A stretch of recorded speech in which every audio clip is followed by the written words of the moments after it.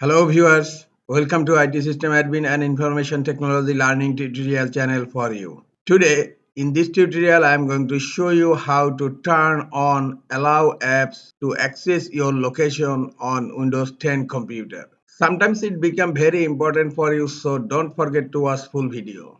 To turn on allow apps to access your location, click on Start menu,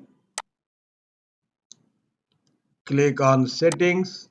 Now click on Privacy. In left pane, click on Location. You will find Allow apps to access your location. If you allow access, you can use the settings on this page to choose which app can access your device's previous locations. And now it's turned off. Just click here to turn it on. Now allow apps to access your location is turned on.